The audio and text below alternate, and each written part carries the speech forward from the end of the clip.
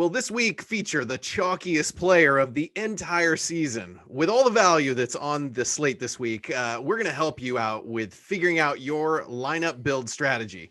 We've got that information and a whole lot more on the Week 10 edition of the Football Guys Daily Fantasy Power Grid, presented by DraftKings. We're going to start off with the Vegas value information that John Lee brings us every week. John, tell us, what is Vegas leading you to believe? Well, we've got three favorites of greater than a touchdown. Green Bay, so Aaron Jones definitely in play. Pittsburgh, maybe it's James Conner week. I don't know. And then the other is New Orleans. So Alvin Kamara is going to be certainly in play when we talk about some of the value plays. You're going to be able to spend up on him this week against San Francisco. In terms of 50-point games for stacking those games, we have 6 of them. That Green Bay-Jacksonville game. Arizona-Buffalo, this is the marquee game we're going to talk a lot about tonight.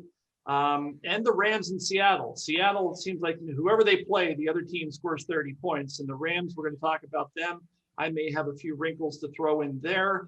And then Tampa Bay at Carolina. Carolina, I don't know what DraftKings did this week, but they mispriced just about every player on that team. And we're going to talk about how to handle that as well. So a lot to talk about in the context of DFS as it relates to Vegas. And it's going to be a really interesting week.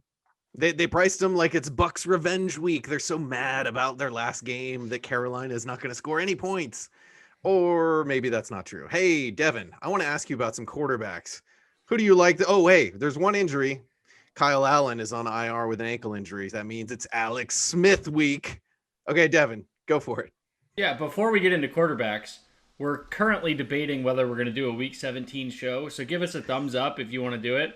We're trying to convince Austin to get him to do the Week 17 show. Anyway, so I think this week Aaron Rodgers has to be in consideration at the top. We're going to talk about a lot of expensive quarterbacks here because, like John mentioned, money really isn't a challenge with Carolina being completely mispriced.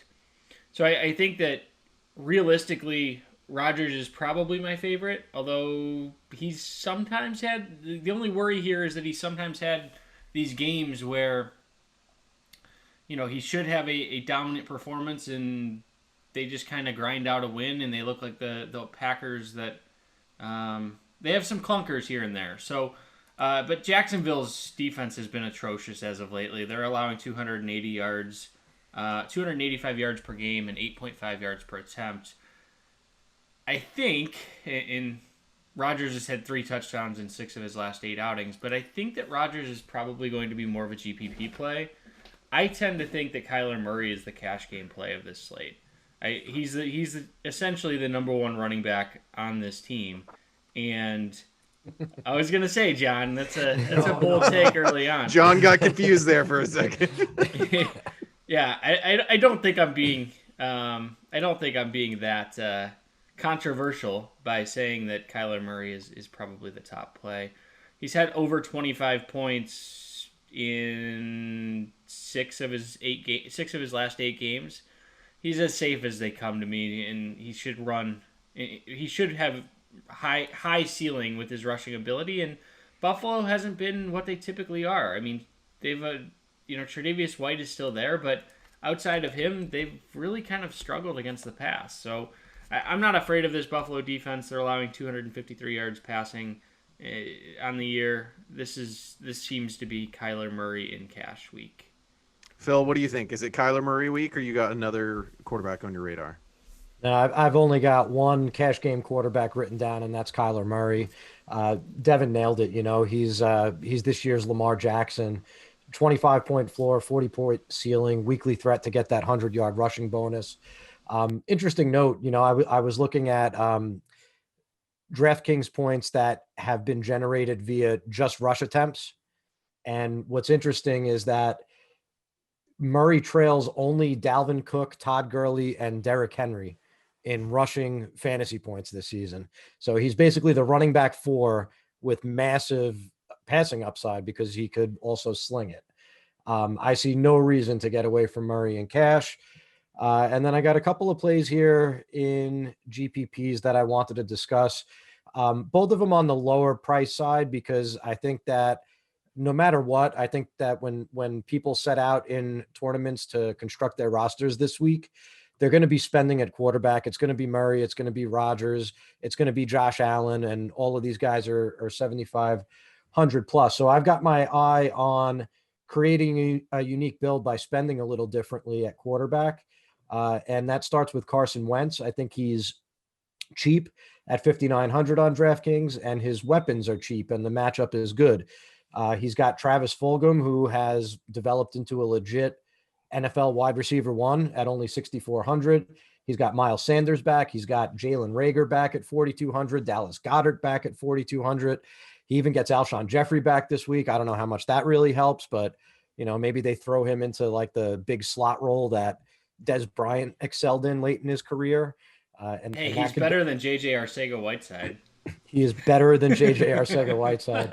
And, Wentz had his best game of the season against the Giants back in week 7 with 32 DraftKings points. And Vegas has their total at 24, which is just high enough that the possibility exists that there might be 4 offensive touchdowns for the Eagles. So I do like Wentz. And then the other one is way off the board, and that's Nick Mullins.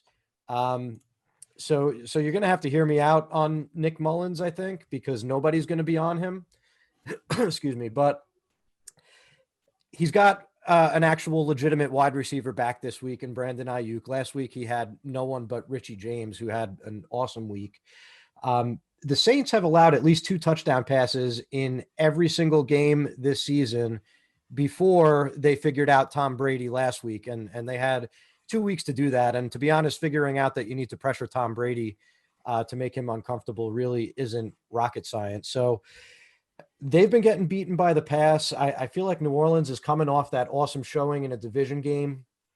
And they could come out with their guard down in this one. And even if they don't, Mullins is going to have to be throwing to keep up with that Saints offense. So this is a guy that routinely flashed 25-point upside when he had the starting job as a rookie. Nobody's going to be on him. You could stack him with Ayuk. You could stack him with McKinnon. You could run it back with Thomas and Kamara, and you could win $1 million this week. John, how do you think people are going to win $1 million this week?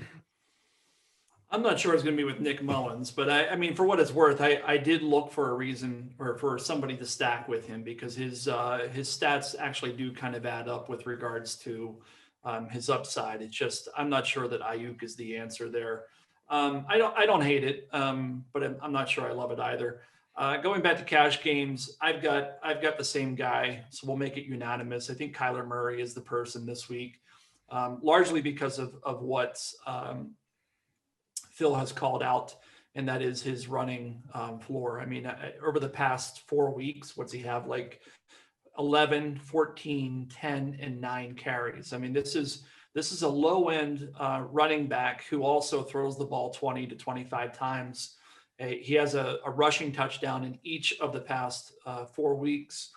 And I get it, he's 8,000, but there's plenty of value to be had this week. So that's the way I think I would go. If you want an alternative, I'm not sure that you should, but if you did, Josh Allen, I think, would be that alternative in that same game. He's 7,500 and really largely for many of the same reasons we're calling out Kyler Murray.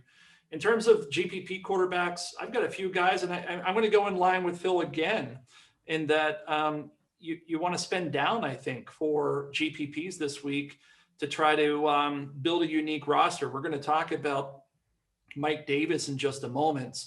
And his $4,000 salary, what that's going to do is allow you to spend up at every other position. And I suspect, one of those positions could very well be a quarterback. I mean, Aaron Rodgers, Russell Wilson, we've already mentioned Kyler Murray and Josh Allen, Deshaun Watson's up there. These are all guys we're going to be wanting to spend money on. And if you want to build a unique roster this week, it does make a lot of sense to kind of spend down. And I do like the Carson Wentz call. He was one of the folks on my list.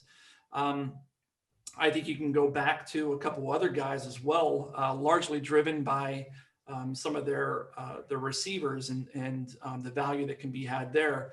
I think Tom Brady this week, coming off of the week that we saw last week at 6,300, is probably too cheap against Carolina. Makes for an interesting stack there if you're really interested in going with some of those Carolina Panthers that are too cheaply priced. And equally, The Miami Dolphins this week, I feel like their receivers are too cheap. We're going to talk about them when we get there. Preston Williams now on the IR, or out for the season, I think. Devontae Parker's too cheap. Jakeem Grant is too cheap. And so that's going to drive up at least my exposure of those individuals. And by proxy, that's going to drive up my exposure of Tua against the Chargers. And, we can talk about exactly how to handle that. I know that Phil and I kind of talked offline with regards to Jakeem Grant and his upside and where he's viable in terms of formats. But those are guys I like. I think even Daniel Jones going up against Philadelphia this week, I really like his prospects in a game where that game could be higher scoring than most are thinking. And we'll talk about who I think there's probably some fool's gold and some real gold there with respect to who you stack him with. And I'll talk about each of those players later in the show. Devin, who else you got at quarterback? Any interest in Justin Airbear Herbert this week against the Dolphins? I think so. I think that this game has sneaky potential. You look at the corners in Miami, and we'll get into wide receivers here in a minute, but Byron Jones and Nick Needham both have struggled on the outside and in the slot. So, and Xavier Howard hasn't been that much better. But I think that Keenan Allen, we'll talk about him in a little bit, but I think he's in a great stacking position with Herbert in this game. Phil, any other QBs you want to mention before we head over to running backs?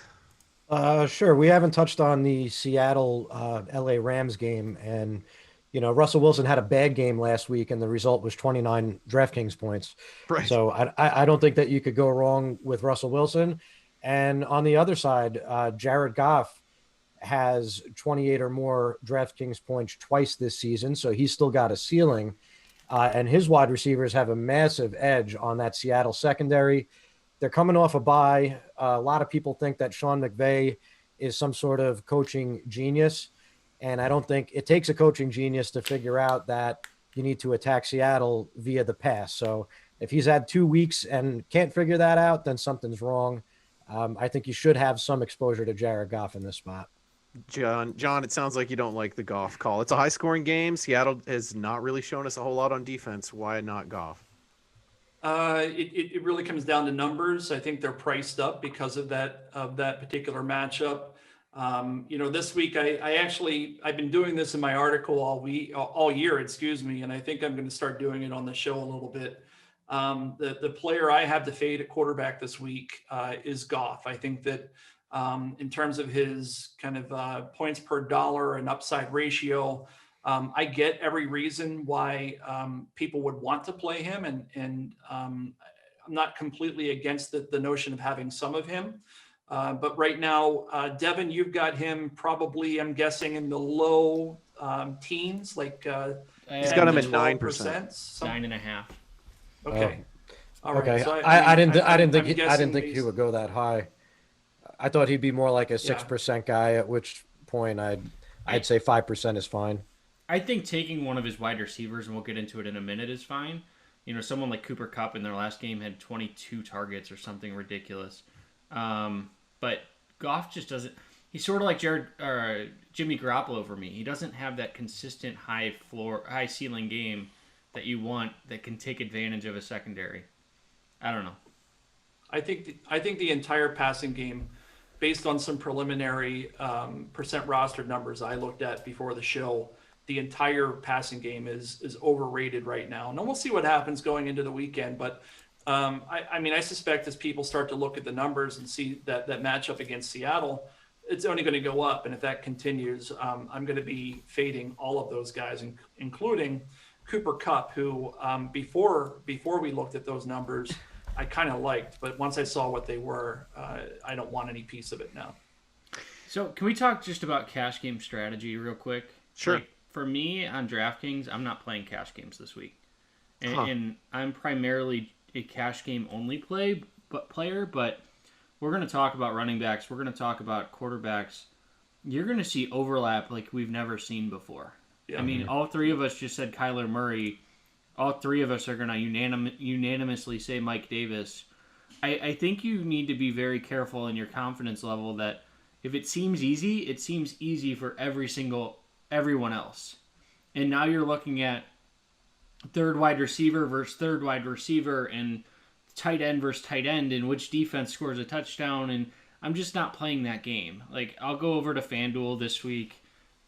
Mike Davis isn't that much better priced, but at least there's a little more diversity there. Or maybe No, I agree. I haven't looked at Yahoo's prices. Maybe you go try a Sure. different site for a week just to see what it's like. Yeah. No, there's 17 weeks for a reason. You can get away from 1 week in one format. Maybe this is a week you try out mass multi-entry in our lineup builder at the Quarter Arcade or something. The entire thing would cost you, what is that, $40 some dollars or something. But he's right. If you're gonna play and there's gonna be this type of overlap where there's 60 to 80% owned for players, you're ultimately you're betting on names like Jakeem Grant and Evan Ingram and those names. It's not where I want to put my bankroll. So I think it's really astute advice from Devin, which is probably the first time I've said that in at least a year or two. We're going to take that clip and just play it over and over again. And look, if you're a casual player who's just playing for fun and has expectations, then maybe just dial it back a little bit. Don't go in your normal amount. But I anticipate Mike Davis in 50-50s will be 95% owned. Yeah. Maybe 100. It's typically not 100, but 95%. He's the highest rostered player since I think FanDuel screwed up Todd Gurley a couple years ago. What about like 3x and 5x games? Do you think that there's any more edge there? Because there you're building a little bit differently, right? I mean, I'm actually spitballing here. I don't know the answer off the top of my head. What do you think? Would it be a time to try that? I think you could. I think it's a great time to try that. I think when the crowd is hovering at high percentages, you dial down your cash games and you play up some of those payout structures that are a little bit more friendly, and you play them kind of like a cash plus, and you use the roster sit percentages a little bit to go away from the crowd, and it could be a big week for you. Still play Mike Davis in those. Don't get cute and try and avoid those. No, for sure. But let's jump into running backs. I mean, yeah. Let's go ahead and jump into running backs. But I think those are all good things to think about, and let's talk more about it as we get into the show here at other positions. Hey, use those YouTube comments down below. Tell us which players you think should be faded this week, so that we can see what you feel out there. All right, let's talk about running backs. Tons of injury news at the running back position. We've got Christian McCaffrey, who's out. We've already mentioned Mike Davis being priced too cheaply. We've got David Johnson, who's unlikely to play this week with a concussion. He did not practice on Thursday. It looks like we'll get Nick Chubb back this week. Looks like we'll get Miles Sanders back this week. David Montgomery did not practice on Thursday. I don't think he's going to go this week. And Justin Jackson did not practice on Thursday. He probably won't go this week. There's a few other ones, but those are the ones at the top of my list. Phil, I'm going to come to you first on. Actually, John, I want to hear about your running backs. We'll go to Phil second. Good. I like. I think I like Mike Davis this week. I don't know what these guys are going to say, but he's the guy I want in cash games. That's for sure. And that's our show. Thanks, everybody. Yeah. In fairness, I mean, it's crazy. If you just look at his projections, I think he's projected at something 4 or 5x salary on DraftKings this week, which is just absurd. I think it might be the highest I've seen in years in terms of projections. He, as Devin said, he's going to be 90% owned. I think there will be 10% of people who, for whatever reason, don't get him into cash games, but don't be amongst that 10%. The other guys in cash, I think, are viable this week. At home, Green Bay. We talk a little bit about weather. I think there are 2 games, at least as of Thursday night when we record the show. There are a couple games of concern. One of them is in Green Bay. We're at least reading at this point in time, and granted, it's 72 plus hours ahead of time, that there may be winds upwards of 20 miles per hour, and those are sustained winds. Those are not gusts. Assuming that happens, we're going to see more of the running game. And for what it's worth, Green Bay is already a 2-touchdown favorite against Jacksonville. That really favors Aaron Jones, who I think is too cheaply priced at 7,100. He's a guy that certainly matches up well with that $4,000 salary of Mike Davis. And then, as Austin talked about, David Johnson, I'm not sure if he's out, but it looks like he will be. And Duke Johnson then kind of slots in there against Cleveland, which is the other game that has weather concerns this week. And I want to say that was somewhere in the 25 mile an hour sustained winds. And certainly somebody correct me if I'm wrong on that.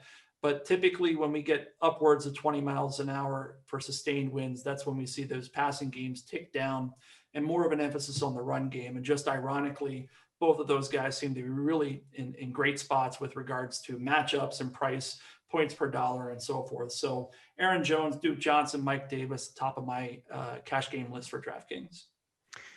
Phil, who do you have on your running back list? And do you have any concerns about Jamal Williams coming back this week after missing week 9? Like, could he eat into Aaron Jones' time here? Or is it just like, the matchup is so good, don't sweat it too much? I wouldn't sweat it too much. I mean, Jamal Williams will play his normal role, I think, and Aaron Jones will play his normal role. And, we saw Jones reach a ceiling with Williams active plenty. So I'm not too concerned about Aaron Jones. I think he's a fine play. Prefer him in tournaments to cash games. But, on the Mike Davis front, I won't spend too much time there. I think it's very evident that you play him in cash and you fade him in tournaments at that roster percentage. Just from a game theory perspective, you jump half of the field if you fade Mike Davis, and there's a worst case scenario. And I think that there could be a worst case scenario. I mean, the Buccaneers haven't allowed a 60-yard rusher this year, and they faced Alvin Kamara twice, Christian McCaffrey, Aaron Jones, Josh Jacobs. They're not bums. So yes, Mike Davis is insulated from that a little bit because he can catch passes. But in fantasy, you want that to be the gravy and not the whole meal. And I'm just a little worried. I think you go with the receivers that John talked about there in tournaments, and you take it at least a short fade on Davis. I don't think you're getting anywhere in tournaments with him in your lineup. I kind of prefer Duke Johnson to him at $1,000 more. I just think I think he's a better player. I think that he stepped into 91% of the backfield touches last week. I think he would get it again this week. You have the weather that John talked about in Cleveland. The game could skew run heavy. It's a real life revenge game. Johnson did not seem to like his time in Cleveland there towards the end. So there could be something to that narrative. Narrative Street. Yeah. So I like him better. He's just never. He's good. Nobody ever gives him a chance. I don't know why. I think he's a fine player, but whatever. I think those two are obvious. I won't spend too much time there. Austin, did you mention Kenyon Drake and the injuries? I did not, but he got limited practice Wednesday and Thursday. He could return this week after missing one game. Yeah. Okay, so if Drake misses, and it's still up in the air as we're recording here, they could be easing him back into practice with these limited practices, or they could be ramping him up for a timeshare with Chase Edmonds. But if Drake is out, I think Chase Edmonds is going to be my highest rostered running back in tournaments. So I'll just spend a quick minute there. We saw last week that he had the usage that if you would have told me ahead of time that he was going to take 96% of the snaps and handle 93% of the backfield touches for Arizona, I would have probably rostered him 80% instead of the 35% that I did. And he didn't have the upside as a receiver last week for whatever reason, but we know that he has it. And I just think in that game environment, it would be crazy to fade him at 6,300. So I'm definitely going to have my eyes on the practice reports tomorrow and see if Drake is going to be able to go. And then real quick, I mentioned McKinnon earlier. I think he ties into what I was talking about with Nick Mullins. He saw a lot of touches last week, and the Saints are tough to run on. I don't think they're just going to bang Jermichael Hasty into the back of the offensive line.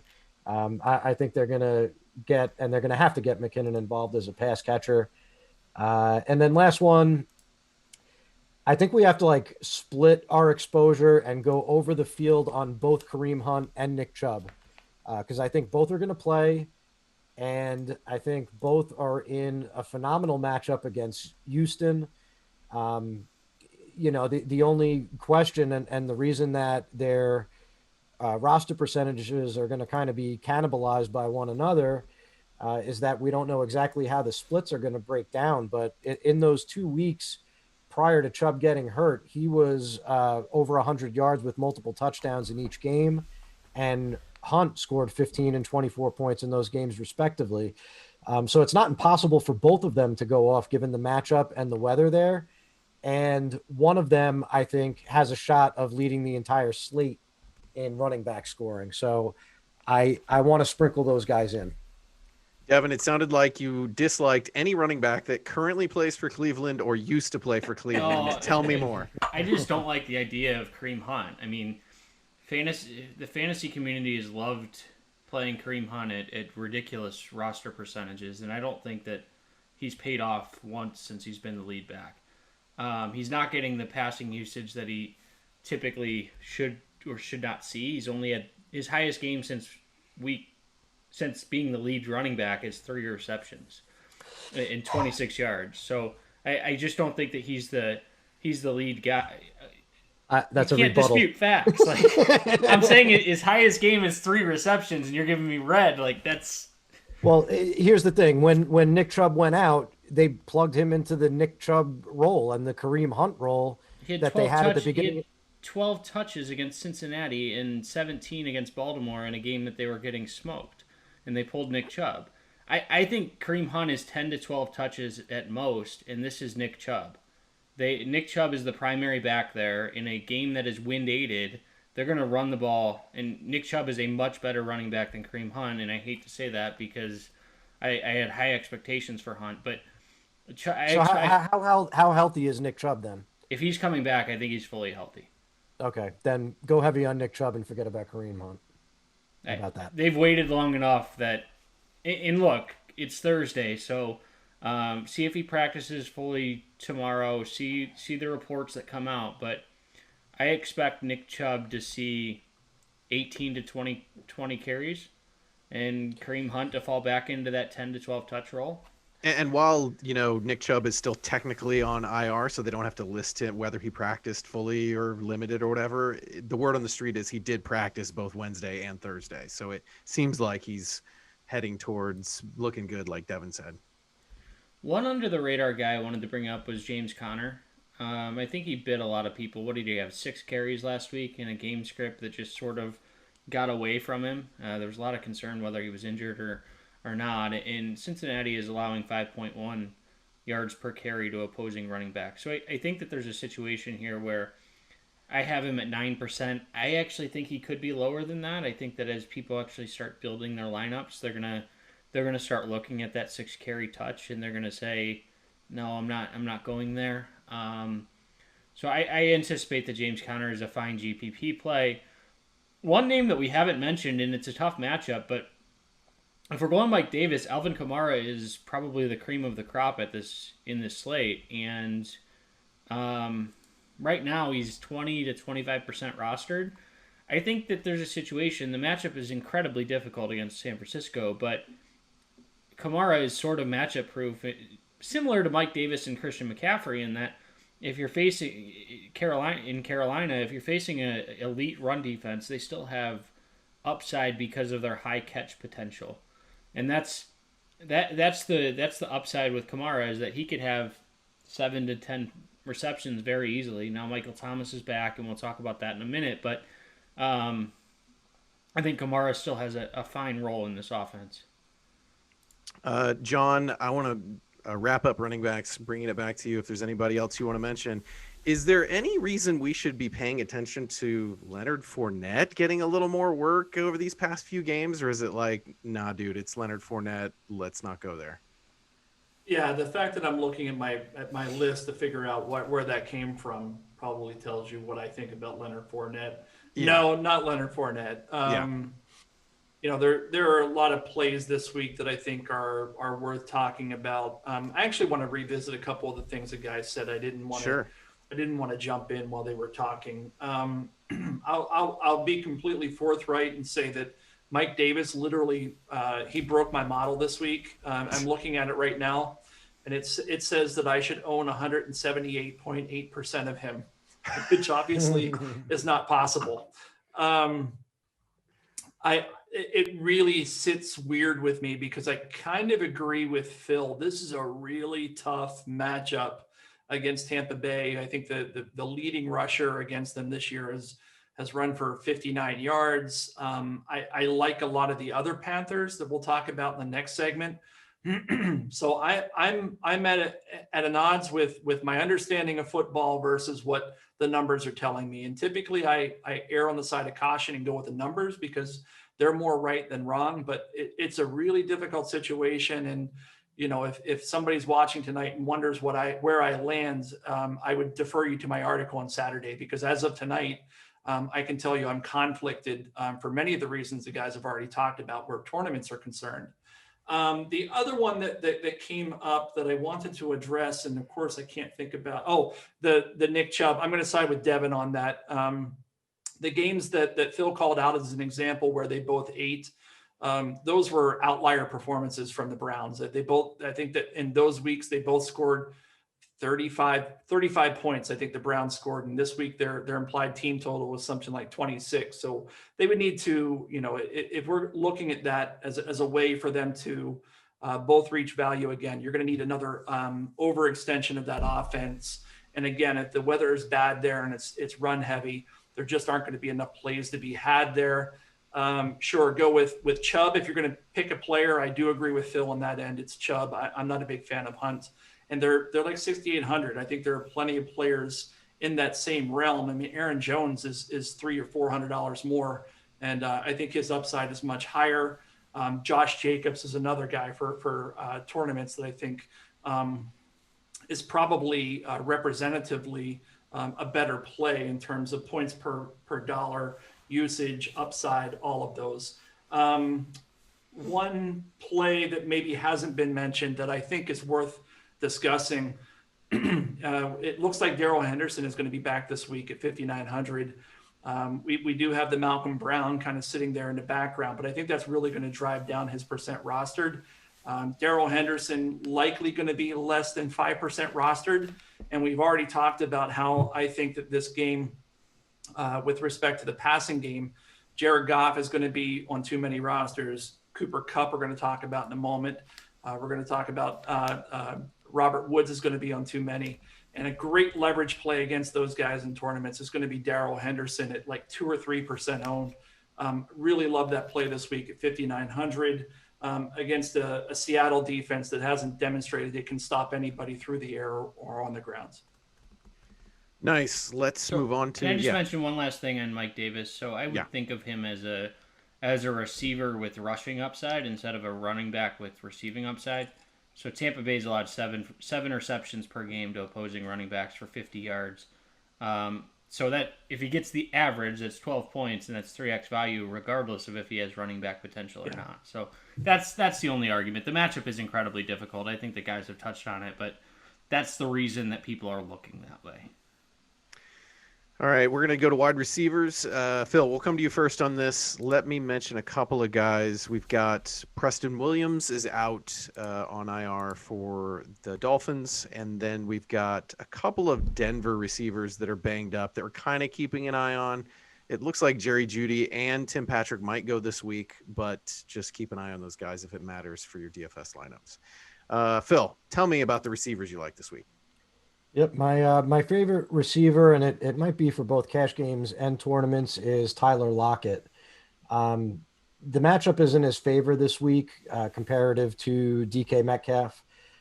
Metcalf is going to be hung up with Jalen Ramsey out on the perimeter, whereas Lockett is going to be facing off with Troy Hill in the slot. And Hill is playing fine, but if you look at how teams are targeting the Rams through the air, Hill has something like 50 targets against, and the perimeter guys have like 30 each. So everybody is not throwing towards Ramsey and throwing towards the middle of the field. That's where Lockett's going to operate, and I like his chances of either getting behind Hill or taking one after the catch. We know that he's got a high ceiling.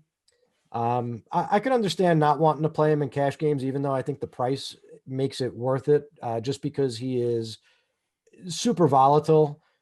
So I get it. I think a lot of people played him in cash last week and paid the price for it. So maybe it's more for tournaments, even though I think he's going to hover around 20% rostered. I don't think that's enough. I think I still want to go over the field on that number. And then there's a slew of cheap guys, and even though there's the value with Davis, there's the value with Duke Johnson. I think that in cash games the play is going to be spend up at quarterback, spend up at probably 2 wide receiver positions. You have to save salary somewhere, and I think wide receiver 3 is going to be the spot. There are 3 guys. So I'll name one, and I'll see if the other 2 get named as we go around the horn. My favorite is Jakeem Grant in Miami at the wide receiver minimum 3K. In cash games, I think you could play him because he's got a steady 7 to 9 point output over the last 3 weeks. So that kind of justifies his salary already. And now you've got Isaiah Ford, who was playing the slot for Miami. They traded him to the Patriots a couple weeks ago. Preston Williams, like John said earlier, went on IR. That means that Grant is going to move from 30% of the snaps to 60 to 70% of the snaps. And if he was already giving you 7 to 9 fantasy points already, I think it's fair to expect 5 catches, 40 yards is probably close to a floor for him. He's in a good matchup. We're going to see, in all likelihood, Casey Hayward on the Chargers shadow Devontae Parker. That's going to make it very difficult for Parker, and it's going to free up more looks for Grant. And as an added bonus, Grant returns punts, and he returns punts very well. So he could always sneak in a special teams touchdown, throw another 6 on the board. And for what it's worth, I like the idea of tournament lineups where you play him and you also play the Miami defense in hopes that you get the fabled double dip. Nice. Devin, let's come to you on wide receivers. Do you like those picks, or you got some other guys you're looking at? Yeah, I don't know if I can do Jakeem Grant in cash. I think he's fine as a cheap GPP play, but I think it's a little bit of a stretch. I think that the top guy this week in GPP is Michael Thomas. I don't know why he's as low rostered as what he is. He's currently 8 to 10% rostered, which is far too low for a player of his caliber. He's cheaper than Stephon Diggs, cheaper than DK Metcalf, and I mean, look, what did he have last week? He had a decent game in his first game back. Nothing that will blow you out of the water, but 5 for 51 in his first game back. But realistically, I mean, that game was a complete blowout from the start, and I think he's going to step back into that primary role against San Francisco. When we talked about San Francisco's ability to stop the run, so Thomas should be in line for 10 plus targets and is in a tremendous spot. Devontae Adams, I mean, there's nothing we really need to say about him. Great player in a great spot. The wind is a little bit concerning, so keep an eye on that, but other than that, I think that he's in a tremendous spot this week. And then, I mean, for cash games, Keenan Allen, I don't see how you can get away from him. He's just a target machine in Los Angeles. Going down the list a little bit, I'll let John talk about his favorite receiver at 4,900 in Carolina. But I think DJ Moore... both DJ Moore and Curtis Samuel are in tremendous spots, and I'll let John talk about both of those guys a little bit later. And then a deep sleeper, Randall Cobb. So Randall Cobb is going to be less than 1% rostered, and coming out of the slot against Cleveland, Kevin Johnson is the slot corner, and we've talked about him a couple times this year. But I think that if the wind is going to be a bad game, Randall Cobb still has the ability to burn defenses, and in a game that Houston may or they're anticipated to lose. I think that this is an interesting week where Cobb could be under the radar sneaky player who can also score touchdowns. So he's a guy that I'm looking at that's incredibly cheap. John, tell us about these Carolina receivers that are underpriced and a couple other receivers you like. Yeah, I mean, the Carolina, all of them are underpriced. I think the Robbie Anderson is certainly in play. DJ Moore is probably my favorite for cash games. He's 5,100. But as Devin's talked about, I mean, even Curtis Samuel's coming out of nowhere right now. He's got 20 targets over the past 3 weeks, and he's still carrying the ball to some degree here and there.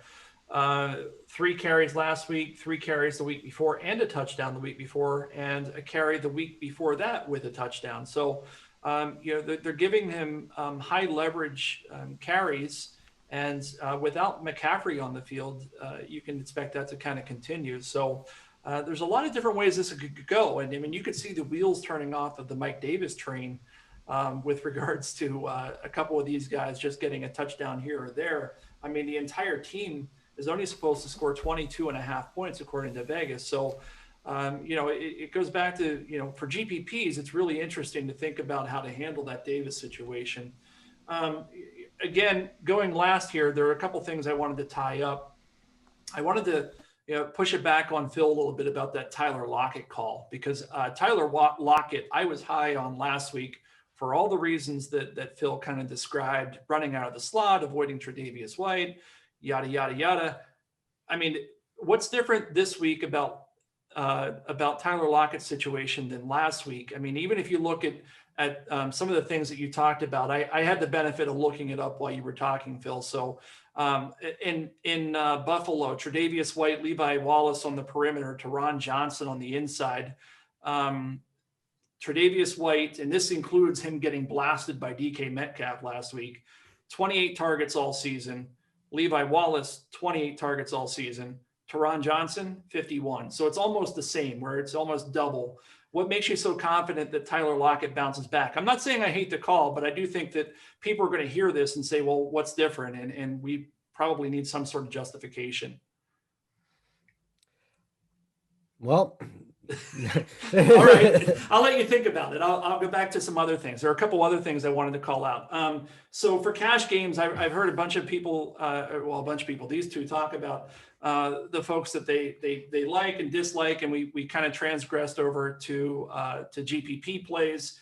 And I'm not sure that at least in listening to kind of the lead up to where I came on, what the cash game plays are. So let's make sure that people walk away from this segment saying, these are the 5 cash game plays that the football guys like this week. And so I'd ask Devin and Phil to kind of, think about 2 or 3, because I'm going to hand it off to them next. For me, I think Stephon Diggs in Arizona makes a lot of sense at 7,500 if you can spend up at that level. DJ Moore is probably my favorite across the board at 5,000. And then on the lower end, I think that Devontae Parker is in play at 5,000.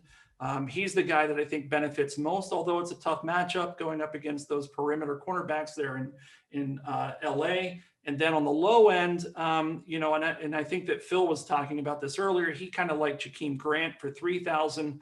I think I want to spend up a little bit to go to Josh Reynolds at 3,500. That's the guy I'd rather have because I think he's a bigger red zone receiver. Jakeem Grant, if he stood next to me, you would barely see him. He comes up to about my belt. He's only about 5'6". He's a lot faster than me for what it's worth, but he's sure as heck not going to be the guy that when they get inside the 20-yard line, they're not looking at him because he's so tiny. So you would really play Josh Reynolds in cash? I think do you need to with Mike Davis and DJ Moore? I'm not sure that we have to, but what I typically like to do, and I do this with my article, I'll give, like two high, 2 middle, and 2 low, depending on people's roster builds. And at the low end, that's the guy I'm most comfortable with. Again, I agree with you on this end. I don't think you need to go there this week. And on FanDuel, I'm pretty sure I wouldn't go there because I want guys with touchdown upside, and I'm not sure he's that guy. But he is the guy. And if you look at his more recent stats over the past 3 weeks, he's got something like a 25% market share over the past couple weeks. So he is becoming more and more ensconced into that offense. But I do get the criticism. So I'll stop talking because I want these guys to talk about their two best cash game plays so that people can walk away with that information. All right, Phil, we'll come back to you. Who recap here? Who are your top cash game plays this week? Yeah, so for cash, I think I would want to find a way to get to Devontae Adams even with the wind. The last time that we were concerned about wind with Devontae Adams, he scored 3 touchdowns. Yeah. So I'm not terribly concerned there. And I would absolutely play Jakeem Grant in cash games. You know, if it's helping me fit Alvin Kamara and Aaron Jones and Kyler Murray and all these guys, I'm fine taking 10 points from Jakeem Grant because I think that's what he's going to get you with or without a touchdown. And if he happens to break a long one or a special teams one, like I said, I mean, he's going to absolutely crush. You're gonna win all the money. So yeah, those are my guys for cash games. John mentioned Reynolds. He was one of the other guys that I was thinking about, very cheap, and I think the other one is KJ Hamler at 3,800. He is seeing significant snaps now, significant targets. He's got the matchup in his favor again. He's another lightning fast guy that could get there in one play. So if you're dropping way down, I don't mind that. Agreed with Devin on Michael Thomas. He's going to be on the cover of my article this week. That's GPP domination for Football Guys subscribers. Are you sure? I'm pretty sure. And before you guys yank me off stage here, I'm just going to throw a couple more names out. Terry McLaurin, 6,800. I want a guy with his speed and his skills anytime that he's playing in a dome, and he is this week. So give me that. Wind permitting, I will go back to DJ Chark because Jair Alexander looks like he's going to scratch. And that guy's been the best cornerback in the league this year, I think. He has completely erased Julio Jones, Mike Evans, Adam Thielen. So if he's out and the weather isn't prohibitive, we saw Jake Luton lay up a really nice deep ball last week. And I think that could happen again this week, along with 10 other targets. And then last one, I promise, Antonio Brown. That's a lot of cash game plays. Oh, no. We say name your 2 to 3 cash game plays. He names 14 guys. I think only the first 2 were cash. The others were GPP guys. Yeah, let me recap my recap then. Devontae Adams and Jakeem Grant were my top 2 cash game guys. In GPPs, I like Tyler Lockett. I love Michael Thomas, Terry McLaurin, Chark if the weather works. And Antonio Brown showed me what I wanted to see. 78% snap rate, 31% air yard share, looked crisp on his routes. Tom Brady missed him on a deep shot, or people would be going nuts right now. And I think that Tampa is going to score a lot of points. I think that's going to be a back and forth game. I think they're going to bounce back. I believe in the Angry Tom narrative.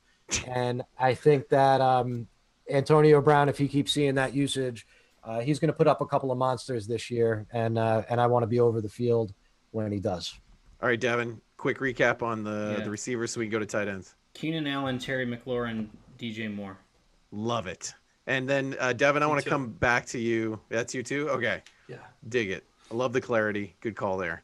Let's go to tight ends. Please hit the subscribe button if you're not already a subscriber on our YouTube channel. Hit the little bell so you get notifications when we deliver new content. And thanks for the thumbs up. Devin, tell me about tight ends you like this week. TJ Hawkinson did not practice on Thursday. I think he practiced Wednesday and then got downgraded on Thursday. So keep an eye on that if you were thinking about playing Hawkinson. Devin, go. Yeah, a bit of a weird week with no Kittle, no Kelsey. Waller has been caught a touchdown, which saved a lot of people last week. So I think that was good. But this week I'm spending a little bit down at the tight end position. So in cash, I'm going with Hunter Henry against Miami.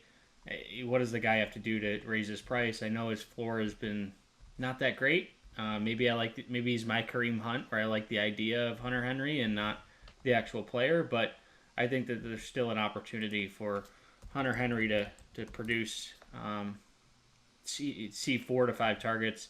GPPs are 4 to 5 receptions. Sorry, not targets. GPPs, I'm going with Mike Gesicki. I think that he's the beneficiary of Preston Williams and Isaiah Ford's departure. I don't trust Jakeem Grant based off of his size. I think that Gesicki showed last week where he had 3 for 42, and he's an athletic tight end that could have a big game this week. So I'm trying to spend a little bit down because I named 3 somewhat expensive wide receivers and a quarterback that's pretty expensive. But if I had to pick one other guy, it would be Noah Fant. But I'm sure someone's going to talk about him a little bit more than I will. John, who do you like at tight end? It's not going to be Noah Fant. Not a big fan of Noah Fant this week. I think, in terms of what I'm seeing for preliminary percent rostered, going to be too high for his upside. The guys I'm looking at for cash and GPP, I think, are Austin Hooper and Darren Waller. Darren Waller continues to be on my list. He's basically the wide receiver 1 there. Maybe, I get it. Henry Ruggs is there. He's really the wide receiver 1, but they're just, they're cut from a different mold. Waller's the first down guy, the red zone guy. Ruggs is the big play receiver. But Austin Hooper is the guy that I'm looking at my numbers right now. Coming back in terms of percent rostered, we're looking at somewhere around 5%, and I've got his odds of reaching GPP value actually much higher than that, second highest on the position this week. So I think he brings a lot of value. The guys that probably I'm fading this week include Noah Fant as well as Evan Ingram. Evan Ingram is going to be extremely popular. And then even I think the other one that's coming up that in the same boat is Dallas Goedert, believe it or not. So I'm going to have a really I don't compressed... understand that one. Say again?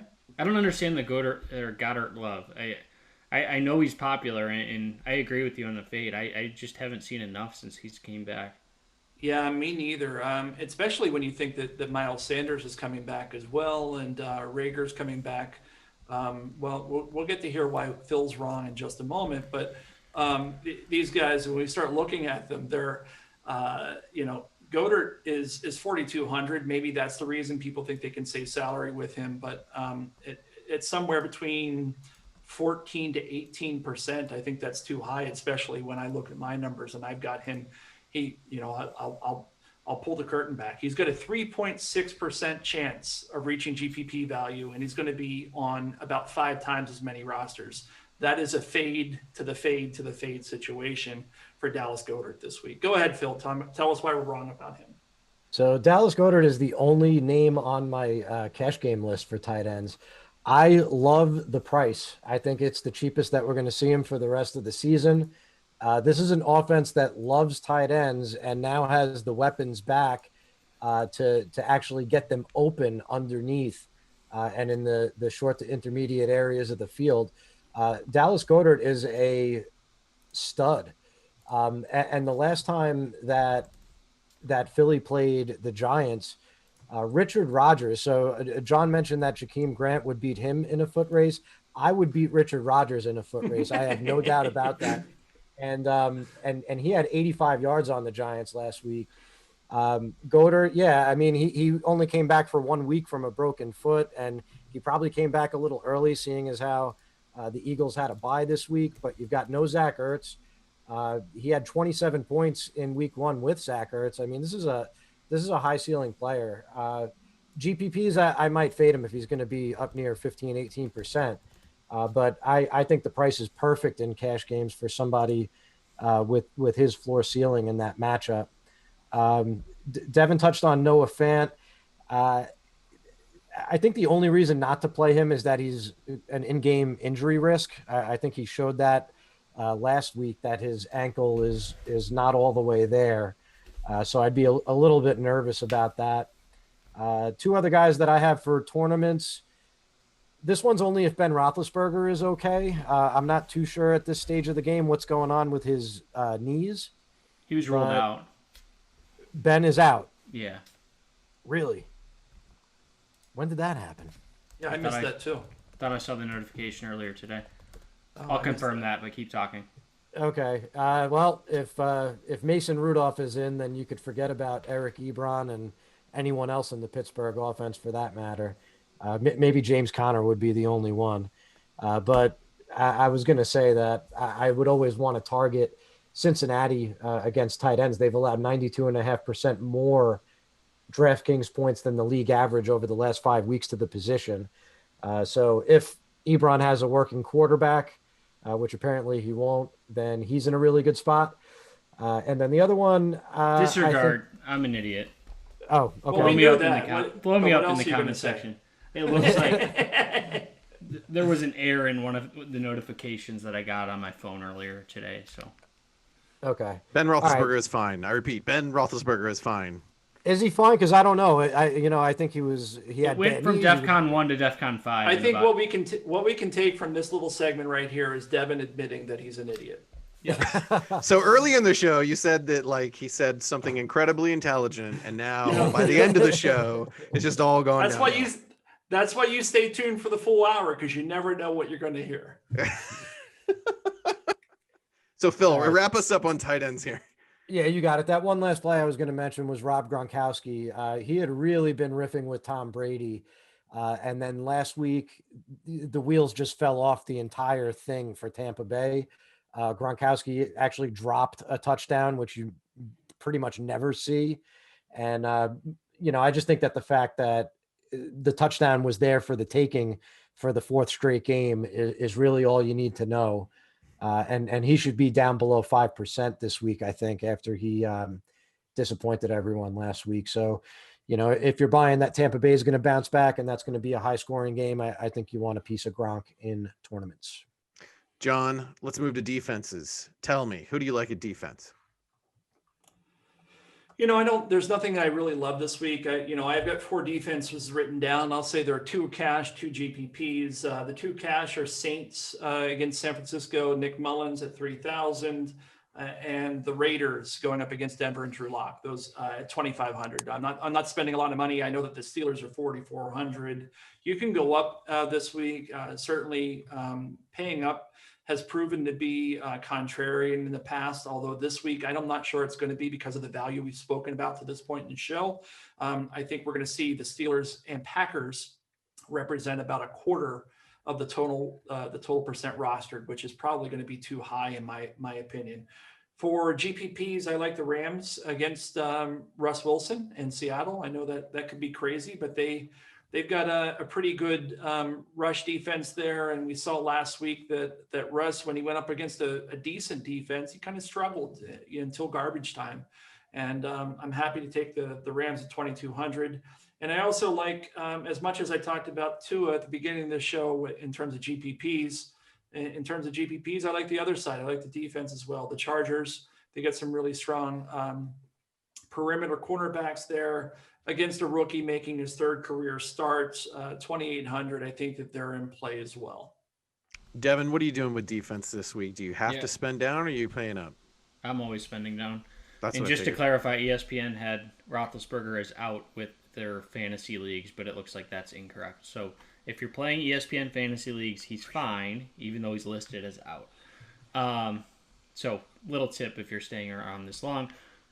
I think Detroit is the only other team that I'll add for cash games to John's Raiders call. I think that Detroit is interesting. They've been better throughout most of the year, but Alex Smith, I don't necessarily love targeting Alex Smith, so I'll probably go with the Raiders this week. On FanDuel, the Panthers at 3,000 are somewhat interesting as a deep GPP play. Minimum salary against Tampa Bay.